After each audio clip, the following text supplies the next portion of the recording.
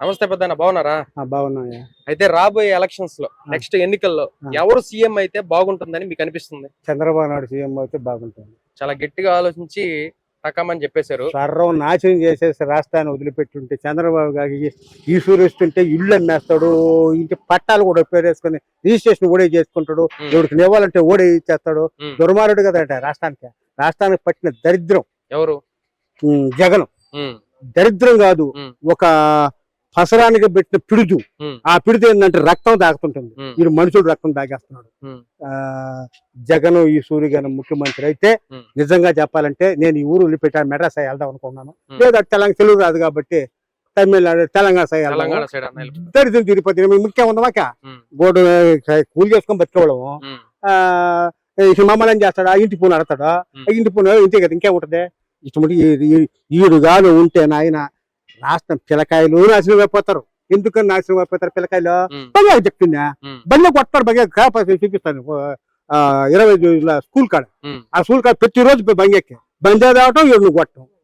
అది అంతకు ముందు చంద్రబాబు ఉన్నప్పుడు రాష్ట్రం చీలినప్పుడు, అదే తెలంగాణ ఆంధ్ర చీలినప్పుడు అప్పుల్లో ఉండి కొత్తగా మనం వచ్చి ఒక రాష్ట్రాన్ని చంద్రబాబు నాయుడు కొంచెం ఒక దారికి తెచ్చి ఈశ్వరికి ఆయన చంద్రబాబు జగన్కు కాకుండా చంద్రబాబు ఉంటే మనం అందరూ సుభిక్షంగా ఉండేవాళ్ళమే, సైన్యంగా నడిచినదే. కాబట్టి ఏదో ఒక్క ఛాన్స్ అనే దాంట్లో ఏదో ఒక ఛాన్స్ వేసి పోతే పోలేదని అందరూ వేశారు. వేసిన తర్వాత ముఖ్యమంత్రి రాష్ట్రాన్ని స్వర్రం నాశనం చేశారు. అయితే ఈ సంక్షేమ పథకాలపైన మీ అభిప్రాయం ఏంది? జగన్ పరిపాలనలో రైట్, కరెక్ట్ గా అడిగావు. నాకు ఒక లోన్ ఒకటి ఉండింది. 100 రూపాయలు ఎత్తుకొని పోయి పెట్రోల్ బంక్ లో పడితే 1.5 లీటర్ వచ్చేది నాకు. ఇది ఇప్పుడు 100 రూపాయలు ఎత్తుకపోతే లీటర్ కూడా ఒక 100 పాయింట్ తగ్గి వస్తుంది, 10 పాయింట్ తగ్గి వస్తుంది. పెట్రోల్ రేటు పెరిగింది. బియ్యం 40, కాస్ట్లీ బియ్యం వచ్చే 30-35 ఆ ప్రాంతంలో ఉంటుంది. ఇప్పుడు 70 ఆ ప్రాంతానికి వెళ్ళిపోయింది. బియ్యం కందిపప్పు 60 రూపాయలు చెప్తుంది. నువ్వు 60 ఎంత కాలేస్తే అంత, కానీ 3.60 కానీ వేస్తే పరిస్థితికి వచ్చేసింది. ప్రతి వస్తువు పెరిగిపోయింది. కరెంటు బిల్లు ఎంత అనుకుంటున్నావు?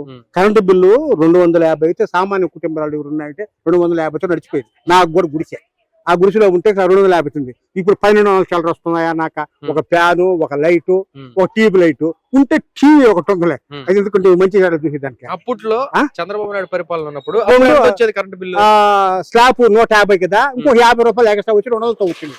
అంతే వచ్చింది. అయితే రాబోయే రోజుల్లో ఖచ్చితంగా మీ ఓటు? మా ఓటేది ఈకపోతే నాశనం అయిపోతావా. మన పిల్లకాయలు గొంతు కోసుకుంటాం. చంద్రబాబుకి వేయాల్సిందే. తెలివిగలిగిన ప్రతి వ్యక్తి మన రాష్ట్రం బాగుపడాలనుకుని ఉంటే తప్పనిసరిగా చంద్రబాబు నాయుడుకి వేయాల్సిందే.